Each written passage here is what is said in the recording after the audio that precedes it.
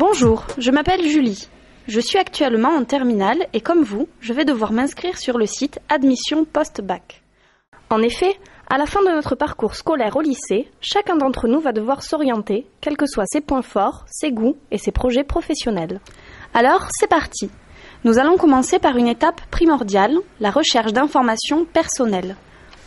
Au cours de mes recherches, j'ai découvert que le site Admission Post-Bac nous permet d'accéder à la description des différentes formations proposées par l'ensemble de l'enseignement supérieur, et cela dès le premier trimestre. Je suis donc allée à la rencontre d'un professeur pour bénéficier de ses conseils. D'abord, je vais avec eux sur le portail. Les renseignements que je leur donne, ce sont des renseignements qui ont trait aux inscriptions et qui ont trait essentiellement aussi au moteur de recherche qui permet d'aller chercher les informations, les lieux de formation et tout ce qui concerne leur future scolarité. Et vous faites quoi pour vous informer ?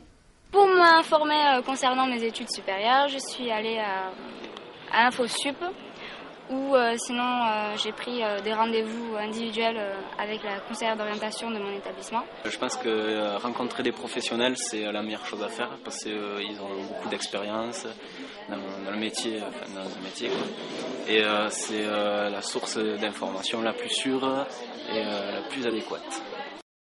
Ces personnels, nous pouvons les rencontrer directement dans leurs établissements ou dans des salons d'information concernant les études supérieures. Voyons quelles ont été nos impressions. Voilà, je suis venue ici, j'ai trouvé beaucoup d'informations et tout qui vont m'aider l'année prochaine à savoir où je vais. J'ai rencontré des gens hyper sympas qui m'ont bien informée, quoi. Lors de ces manifestations, nous pouvons nous entretenir avec de nombreux professeurs, le personnel de l'enseignement supérieur et des services étudiants. Et ces salons, ils sont bien ? C'est bien parce qu'en fait ça leur permet de venir s'informer vraiment sur le contenu de chaque formation, de différencier les formations, parce que quand on n'est pas dedans, c'est pas forcément évident de connaître les différences. Et puis ça peut éviter un lycéen de se tromper de formation et de se trouver dans quelque chose qu'il n'aime pas. Parce que plus on est informé, mieux c'est, quoi. Moins on a de possibilités de se tromper.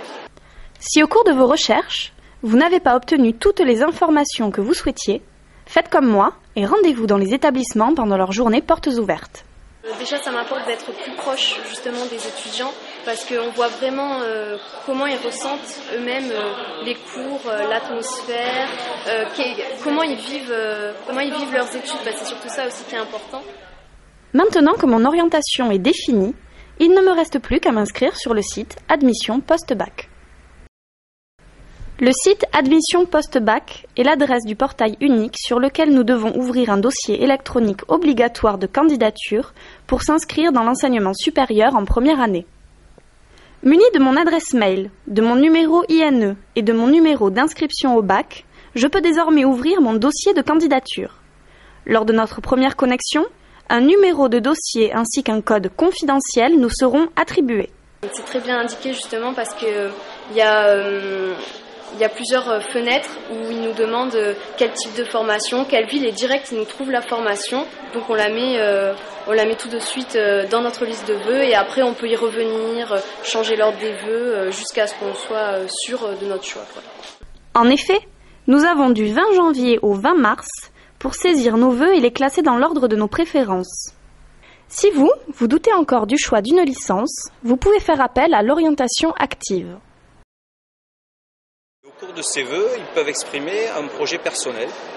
Et ce projet personnel permet de demander un conseil d'orientation, ce qu'on appelle l'orientation active. Et le service universitaire d'information et d'orientation de l'université Paul Sabatier, avec les responsables des différentes formations, traitent ces demandes de conseil d'orientation. Et donc des réponses sont formulées à chaque lycéen qui le désire. Et ensuite, ils peuvent venir rencontrer des conseillers d'orientation ou des responsables de formation pour avoir une information un petit peu plus fine et un peu plus individualisée. Pour les formations qui le demandent, nous devons envoyer notre dossier papier en respectant la date limite d'envoi qui se trouve dans le guide national du candidat. Toujours là ? Souvenez-vous, entre juin et juillet, Nous devons répondre à la proposition d'admission selon principalement 2 réponses au choix. Oui mais ou oui définitif. Alors, à nous de jouer pour bien classer nos vœux entre janvier et juin.